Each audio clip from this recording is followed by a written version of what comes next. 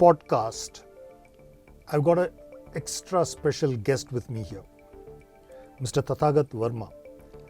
And the reason that I say extra special is because of the topic that we're going to be discussing with him here. I'm going to talk about how people reinvent their careers. And there's nobody better to help us with this than Tathagat himself. If anybody has reinvented their career, it is him. I'm going to leave the honors of introducing himself to him.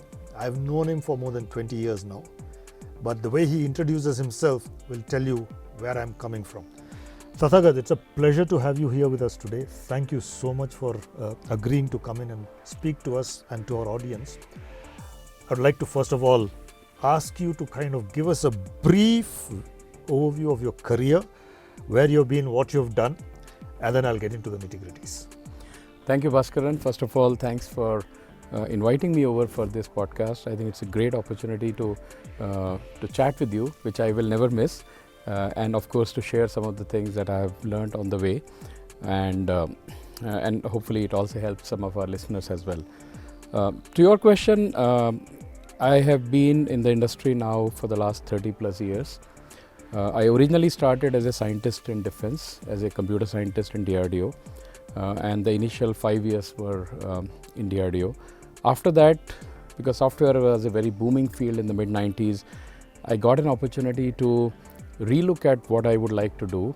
Even though my field was still the same as a software engineer, I moved from R&D into software industry in 95 and came to Bangalore, and I've been a part of the software industry ever since. But over a period of time, I've got opportunity to really look at and learn from so many multiple opportunities in terms of either from a technology side and as being a software architect, or moving into a project manager, or then eventually moving into the leadership roles to country head roles. In the current role, I do strategy and operations at my company.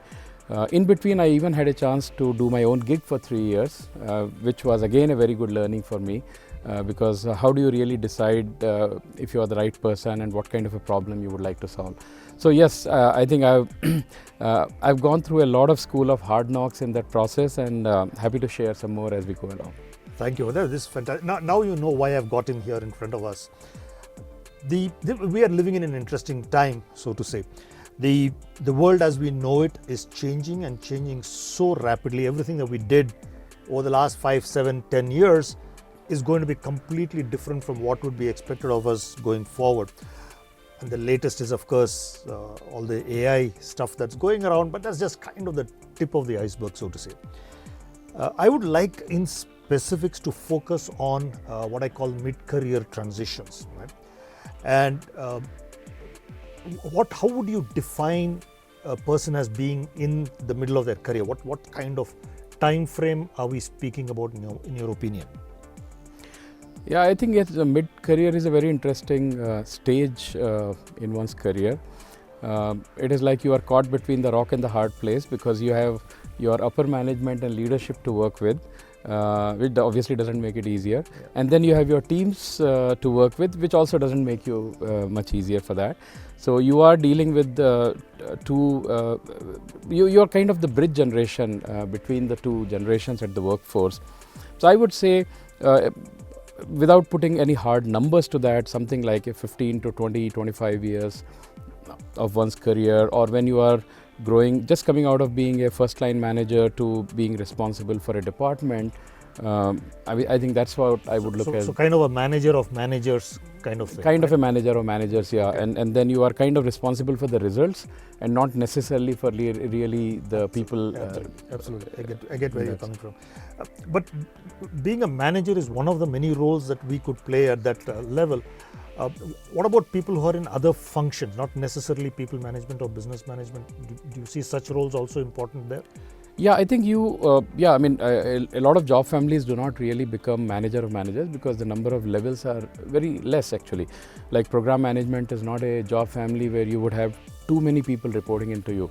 But I would still say that everything else equal, you are still responsible for a body of work and not necessarily responsible for your individual kind of a box I can draw around your work and say you are only responsible for that. You are leading a much larger body of results, though you may not necessarily have the the political power to actually make that happen there. So, because when you are in the leadership role, you probably have much more political power and social capital to get the job done. But at a middle level, you still have the accountability for the results, but you may not always have all the resources. So that's one way to look at that. And I think that's an interesting way. So what you're saying is that even if I'm an individual contributor, I am still getting results done through others in some way or the other, at least getting them to work together. Correct. Even if I don't have direct people responsibilities. And I think that's what makes it difficult, because when you were kind of the leaf node engineer or a junior associate, you knew exactly, because you probably spent 4 years in the college just to learn and master those subjects, and you are on the top of your game and you do what you are asked for. And when you are at the top of the pyramid, you have all the resources at your disposal to get the job done. But in between, you have that transition happening there, where you are leading a team of people or a body of work.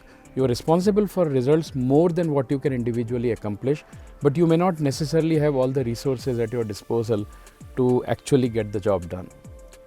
It's interesting. I mean, we seem to be having a whole host of problems that are unique to that level, right?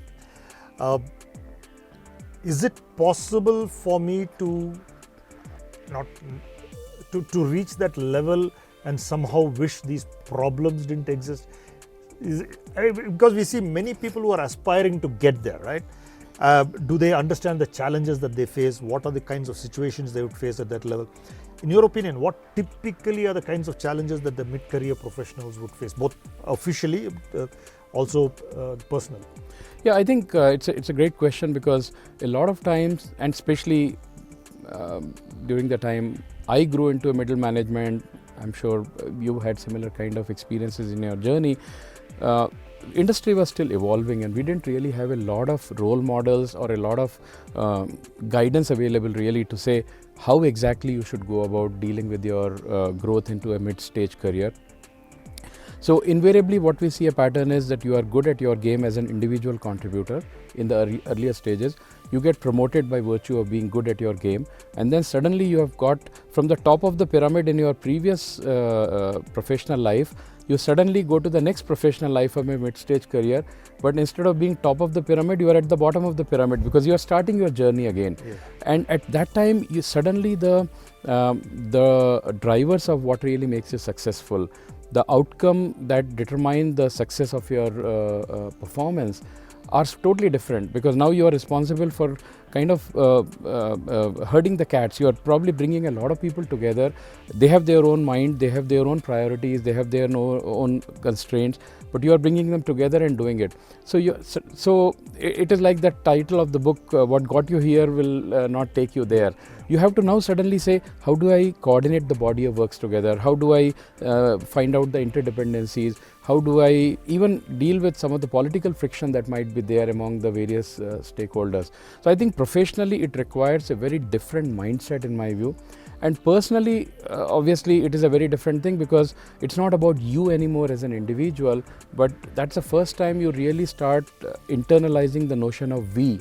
And you start saying, okay, how do we really come together as a team, and how do we? So I think it's a big transformation, which cannot be considered as an automatic transition. One has to be very intentional about this. So let me then break this down into the career paths, right? The managerial career path and the technical career path.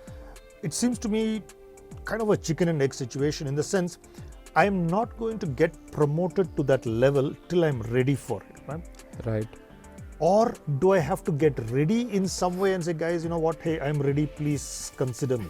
What do you think is the way to do this? Yeah, I think I look at it this way. It is like some companies actually I have seen, for example, when I started working for the first time with the Silicon Valley company, a typical Silicon Valley startup, they had a very different school of thought. They looked at the opportunity that, hey, how can I motivate somebody to sign up for, let's say, a Mission Impossible project? the traditional wisdom is that first deserve then desire. I mean, we all come from a middle class background. I grew up, my father telling all the time, first deserve then desire. That used to be the mantra of our generation.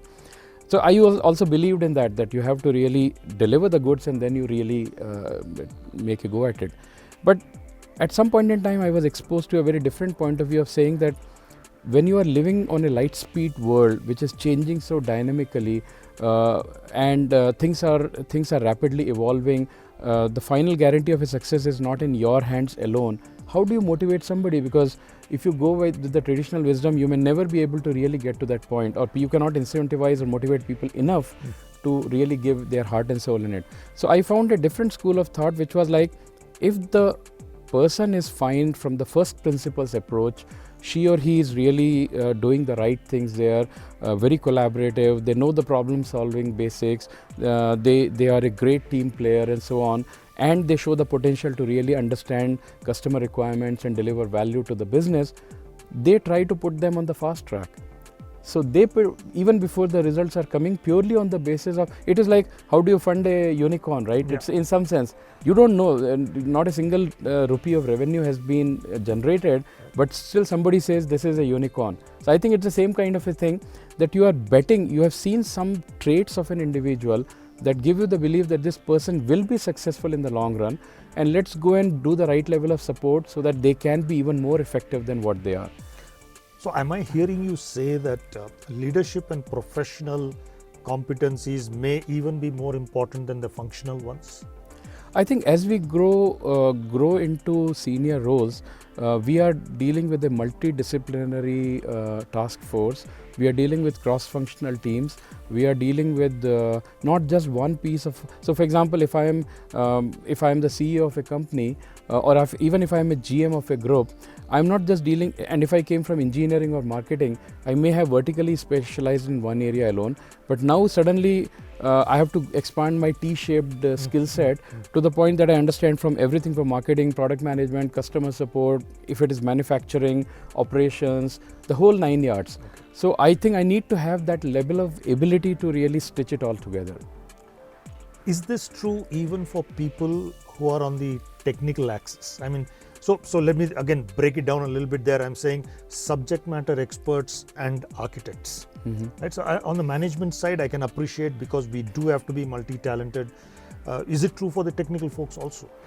I would argue, and this was a very nice argument I heard from somebody, so I won't take the credit for that, but I found it very appealing that it has stuck with me for more than 20 years now. And then the statement was like, what is the role of a CTO of an organization? And the answer was that a CTO is really dealing with the economics of technology. And that was actually a very nice light bulb moment from me, that it is not just coding or architecturing a system. So it is not like a linearly scaled up version of an architect that we are talking about a CTO. But a CTO is a totally different person who is actually playing with a very different set of levers at their disposal. So if I take that analogy, then I would argue that as we go more into our careers, we have to I think we have to grow in abstraction and grow horizontally, and we will lose a little bit of a depth because we are not really doing it. So an architect with 25 years of experience who's probably building a internet scale product would need to, I think, understand psychology in a B2C context. If it's a B2B kind of a thing, they probably have to understand a lot about finance and capex cycles. They cannot just simply build a system in isolation. At least that's how I feel. You know what, this reminds me of something that I also heard from one of my seniors.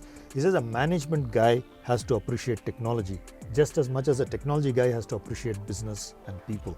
So that's fantastic insight. I love the way you put it across, though it's a CTO is the economics of technology. It's a nice thing. I'm going to carry that one. Does it mean and whichever career path I choose, is there something that I can do to prepare myself for it?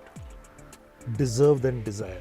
Can I do something to prepare myself for it? I think by and large, I mean, yes, there would be limitations of the laws of physics aside. I think, like for example, if at my stage and age of my life, I want to be an Olympic athlete, it probably is not possible. So I gave that up about 30 years back. So I understand. So if we remove the laws of physics away, I think it's all about mindset. To me, it is all about look at what we have seen as a world in the last 2 years of COVID.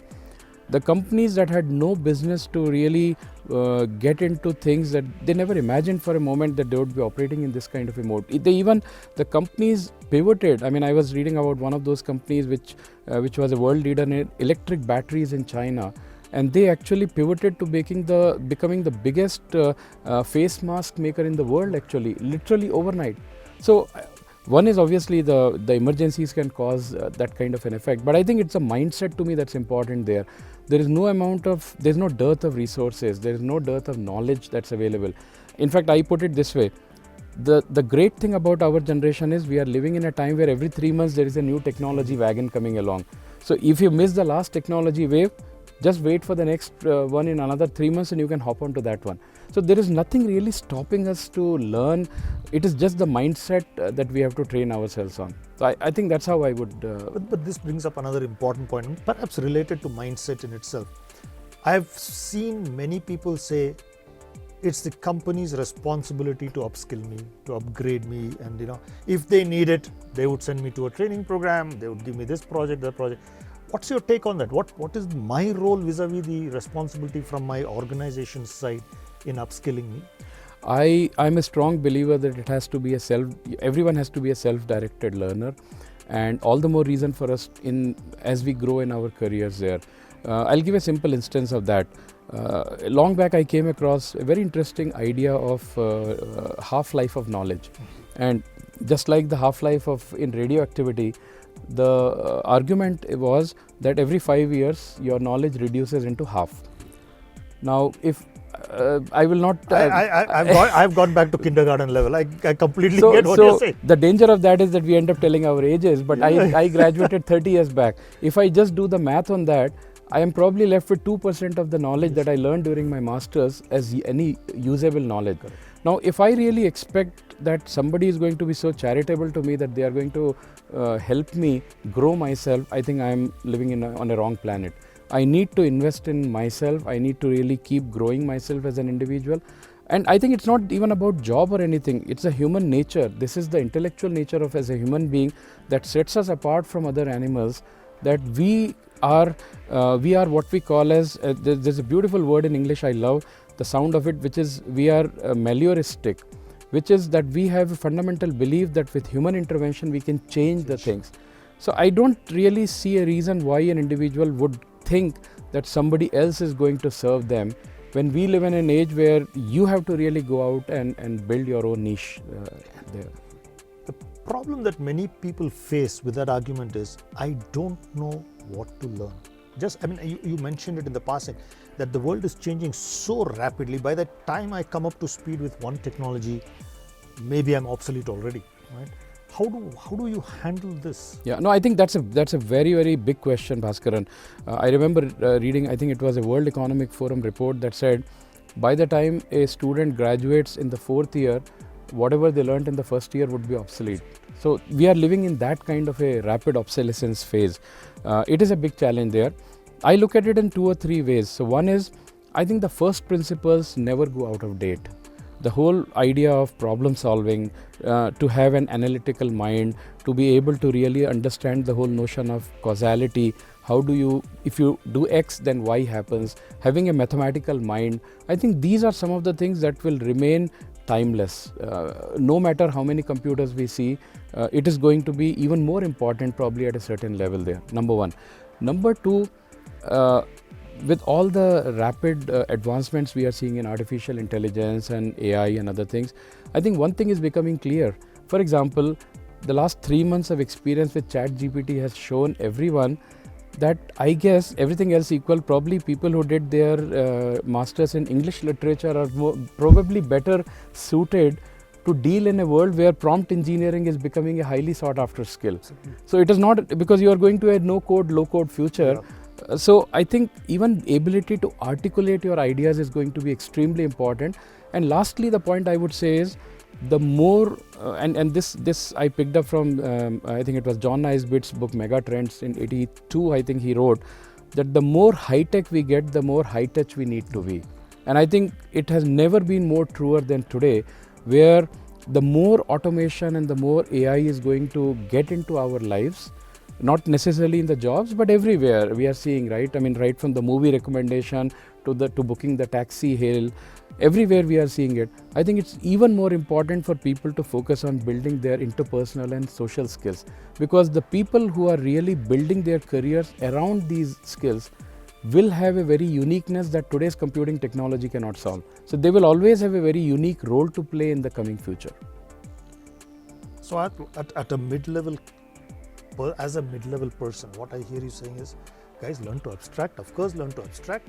Focus more on concepts rather than just on the how part of it. Right. Learn the fundamentals, get the technologies under your belt. Focus on the human aspects of the story. Yeah. I think so. I'm not going to put you in the spot, right? Ladies and gentlemen, I've not told you this so far, but he's pursuing his PhD. Yeah. Truly motivational. Thank you. I'm going one step further. I'm looking for a guy who will just give it to me. I've not found one, but hey, you're going for it. Why would you do that at this stage in your career? And a follow-up question to that is, does it make sense for me to get another degree? I'm maybe another MTech or another MS or an MBA or something at this stage in my career, at the mid-level career phase? No, that's a great question. Even first, what is your personal question? Why are you doing why this? am I doing it? Yes, so I think there is a deeply personal reason also. My father was a nuclear physicist, and I remember when he was in his mid-40s, he did his PhD. And I was, I think, in high school around that time. So I used to see him. He would get up at 5 in the morning, and he was a very dedicated academic and researcher. So for me, there was always this, and I come from a family of teachers, so there was always this environment at home of pursuing new ideas and learning something new all the time. So that was obviously the personal reason there. Professionally, I think the biggest opportunity for me was that after, I did my master's in 90, and it's been almost 30 years.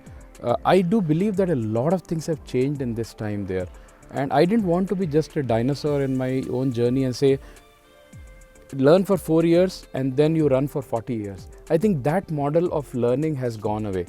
You have to believe in a lifelong learning. And I do believe that every 5 years we should go back to the school and really learn something new, because things are changing at such a rapid pace.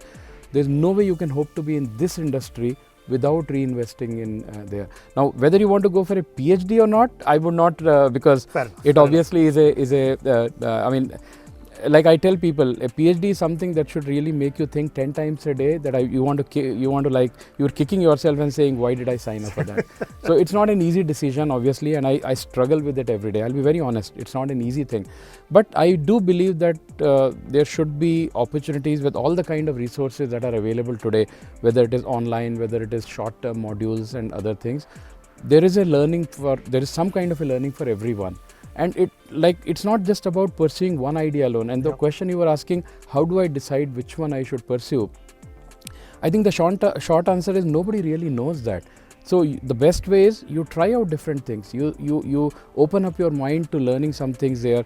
Maybe for all you know, you might learn something about architecture and you might like it, or you might like one of my favorite things. I've even though my degree was in computer science, in the last 10 years, I'm doing a lot of self-directed learning on areas which I find very fascinating. Areas like biomimicry or areas like complex systems. These are the ones that I would like to learn more about, because there is so much to learn in those areas. So I think expose yourself to reading and talking to a lot of people. Something will click somewhere. How the good news from my perspective is, thank you for the advice. I don't have to do By the way, you should sign up for that. I'm not PhD material, that's for sure. But I do a lot of stuff online, right? So every year I make it a point to cover something, at least 3 or 4 programs on some of these MOOCs, which leads me to my next question. Do you think they add value? Taking up a course on one of the MOOC platforms and completing it, how important do you think they are? I think it adds definitely a lot of value. I will de-link the two things. One is learning for the sake of learning, and second is acquiring education just so that it enhances your career prospects otherwise. learning for the sake of learning to me is a very sacrosanct topic.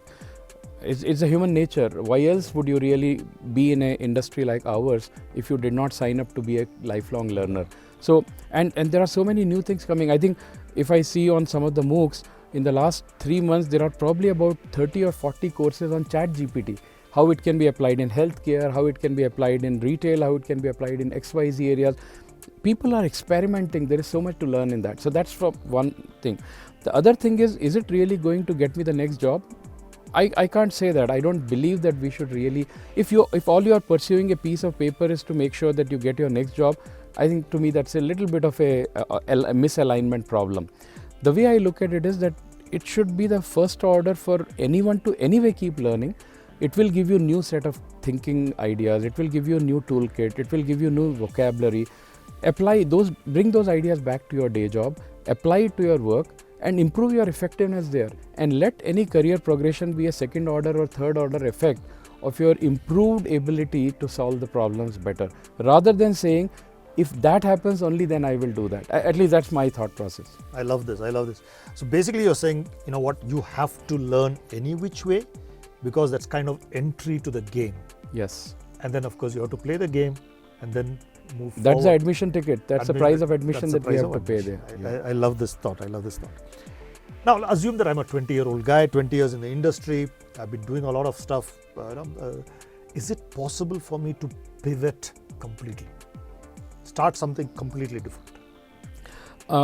Totally like a 180 pivot is difficult on the face of it. I won't deny that. I don't want to trivialize the effort it takes to really do that, because when we are, think of it this way, it is the same analogy that we can say that the most successful businesses, when they have to pivot, they don't always pivot very gracefully. It's very difficult to turn a 500 feet long ship in totally reverse direction, because there's a lot of so for example, if your degree is probably in a certain area, your friends and your colleagues and the company that you work for, the industry you work for, everything is very tightly woven around that particular thing there. So thinking of a 180 degree shift is going to be humongously difficult, if not impossible. I think the way I would look at it is identify areas that are adjoining ones to your area. So for example, if somebody is, let us say, very passionate about, if somebody is in software industry and they want to say, I'm really passionate about learning as a space, I would love to teach, for example, because it really satisfied my inner calling, and it also is a way for me to give back to the society there.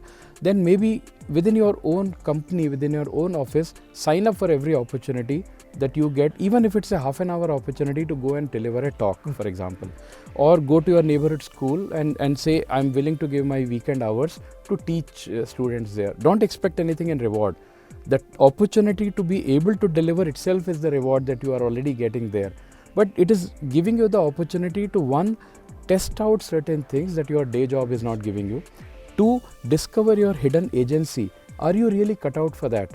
A lot of times we think we are cut out for that and we would like to pursue it, but it's like, for example, I started writing blog about 20 years back, 20 years back. A lot of times we all feel that I would love to be an author someday. I always tell them, yeah, well, write your 20th blog or 30th blog, then you will know whether you are cut out for it. Everybody can write one blog or two blogs. Yeah.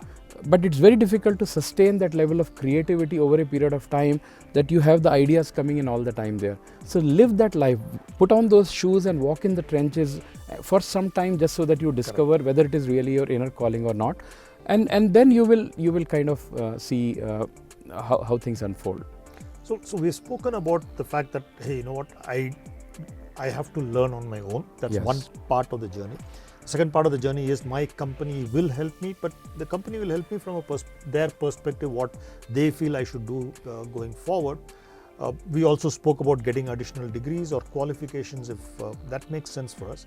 You now brought in this aspect about doing something that is close to your heart but is adjacent to what you're doing.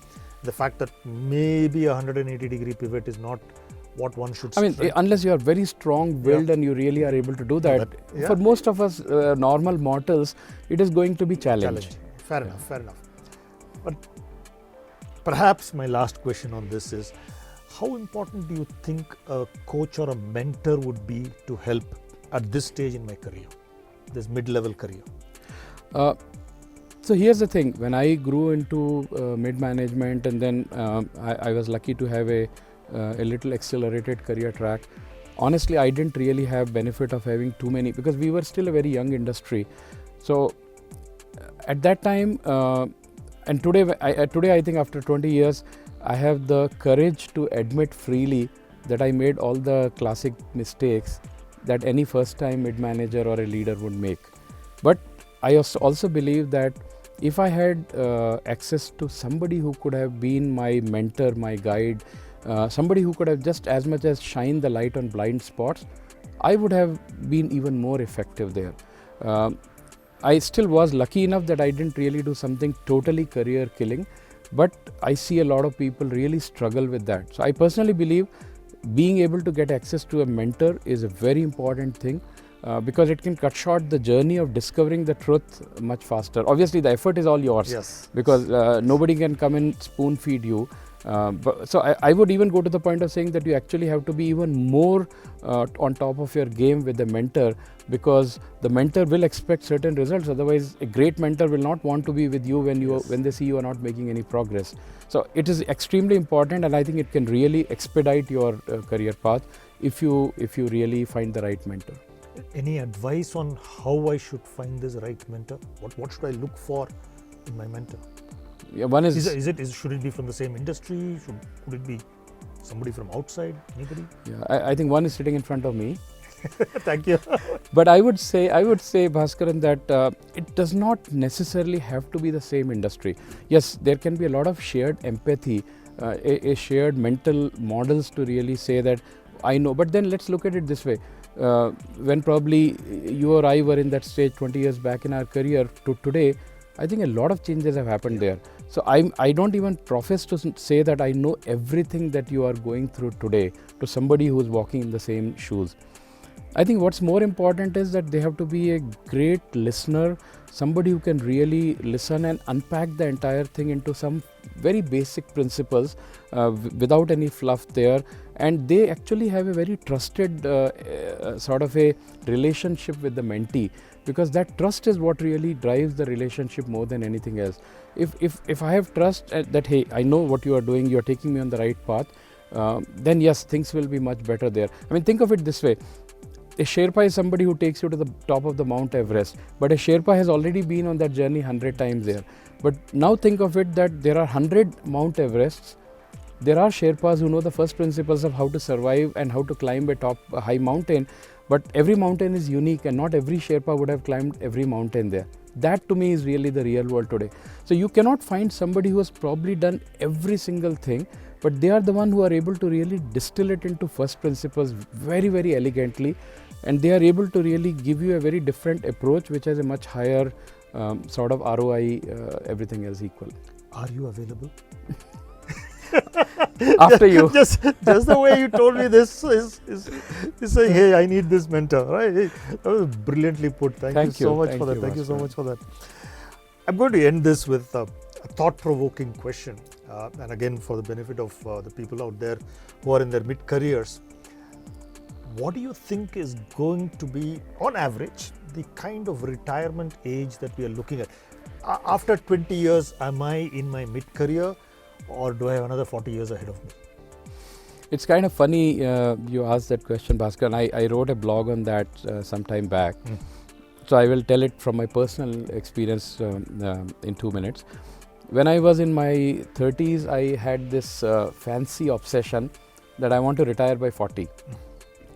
I mean, like, you feel that, okay, you have done some good. I became a leader, country head for the first time, and I said, hey, okay, I would like to retire by 40 and do something else. Today, when I look at my age, and I won't tell my age right now, but when I look at it, I don't want to retire, to be honest.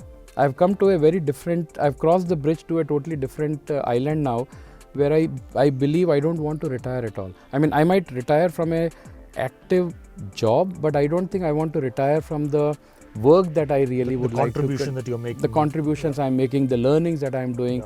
I believe it has to be a very lifelong activity there. and it's not just because of the economic reasons alone. We keep reading about how difficult it is in many parts of the world, that people cannot afford to retire actually because of the rising cost of healthcare and the long lifespans. People have to keep working for a longer period of time. But I look at it from a slightly different angle and say, I think I have never been more effective in problem solving or more sharper in my approach than ever in my career than today. And I think that collective experience of last 30 plus years is able to bring you together into become a much more. So today 20 years back I had the speed, because when you are young you have the speed and you can really you can sit the whole night and you can solve the problem. Today your methods are more effective. You have a way of that you can be in a group of strangers and you can actually find a way. And I have even gone to the point of saying that I don't even have to be the senior most person in the room.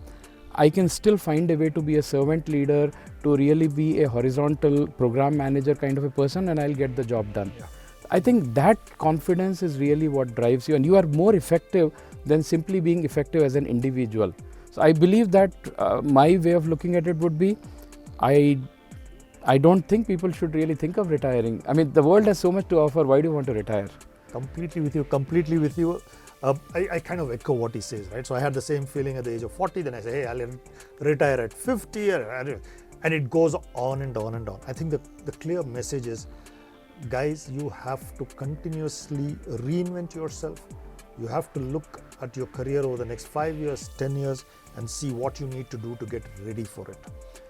The responsibility lies with you. It's not something that you can offload to somebody else, to your organization, to your coach, to your mentor, whatever it is. The responsibility lies with you to be ready for the next 5 years of your career. Tathagat, it's been a pleasure talking to you. Thank you, Thank you Bhaskaran. so much for sharing all your insights. He's had an incredible journey, folks. I've just touched the tip of what he has achieved in his career so far. And I would love to see what more you're going to achieve in the coming period of time. Yeah? Oh, absolutely. Thanks, Bhaskaran. It's always a pleasure talking to you. Thanks for the opportunity. It was my honor to be on your show. Our pleasure. And I hope it helps. And I'm pretty sure I'll only add here one of my favorite statements, which I think was attributed to Francis Bacon, which is like, I think he's supposed to have said, what is the use of a newborn baby? And the whole idea being that the newborn baby can grow into anyone. I think we are all newborn babies. Absolutely. We don't know what the future is in store, but if we keep working on it, we'll find something that truly makes us happy. The child is the father of the man. Thank you very much. Thank you, Bhaskaran. It was a pleasure.